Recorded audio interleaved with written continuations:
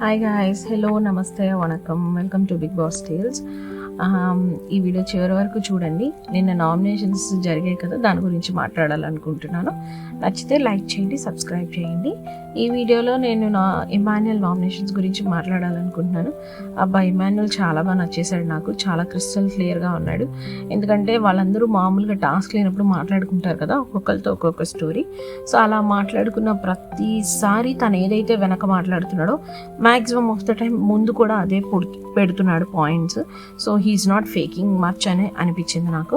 ఎందుకు అలా అన్నానంటే, కొద్ది రోజులుగా నిన్న మనీష్కి ఒక ఎమోషనల్ ఒక యాంగ్జైటీ అటాక్ లాంటిది జరిగిందనమాట. అప్పుడు కూడా మనీష్ వచ్చి ఇమాన్యుయల్తోనే మాట్లాడాడు. Emmanuel was there for her as a shoulder, there for him as a shoulder. మనీష్తో మాట్లాడడం కానీ, తను ఓదార్చడం కానీ ఇవన్నీ చేశాడు. But when it comes to the game is game అన్నట్టు బిహేవ్ చేశాడు. నేను ఇమాన్యుయల్ మనీష్ని నామినేట్ చేసి చెప్పిన రీజన్స్ ఆర్ పర్ఫెక్ట్. అంటే వాళ్ళకి చెప్పి నాకు ఎందుకు చెప్పలేదు ఆ టాస్క్ అప్పుడు అనేది ఇమాన్యుయల్ క్వశ్చన్. ఇదే క్వశ్చన్ 2-3 సార్లు రిపీట్ అయ్యింది. మన మనీష్ కూడా యాక్సెప్ట్ చేశాడు వీకెండ్లో. సార్ తప్పును ఒప్పుకోవాలి, నాకు కనిపించలేదు సార్, నేను చూడలేదు, ఐఎమ్ సారీ అని చెప్పి అన్నాడు.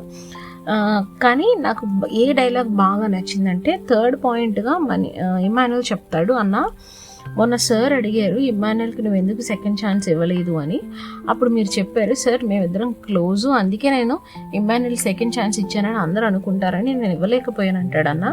అన్నావు కదన్నా నువ్వు. అదే రీజన్తో ఇప్పుడు నేను నిన్ను నామినేట్ చేయకపోతే, ఇంత రచ్చ జరిగాక మనిద్దరం అంత అరుచుకున్నాక నేను నామినేట్ చేయకపోతే, నేను కావాలనే నీకు సపోర్ట్ చేస్తున్నానని వీళ్ళందరూ అనుకుంటారని నేను చేస్తున్నాను అన్న అని చెప్పాడు. So what you give you get back అనేసి బాగా ఇమాన్యుయల్ పాటించాడని నాకు అనిపించింది.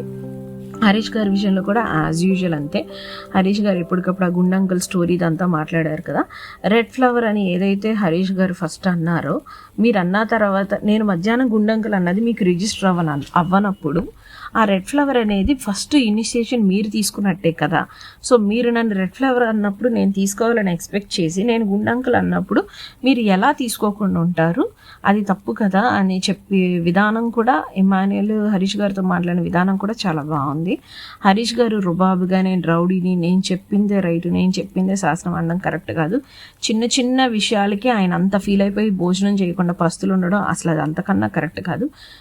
బిగ్ బాస్ లాంటి ఒక షోకి వస్తున్నప్పుడు అందరూ ఫింగర్స్ నన్నే పాయింట్అవుట్ చేస్తాయి అనే ఒక మెంటాలిటీకి ఫిక్స్ అయిపోయి రావాలి. బికాజ్ వాళ్లే కాదు, ఇంటి జనాలు కూడా అలాంటివి చూసే జడ్జి చేసి ఓట్లేస్తారు.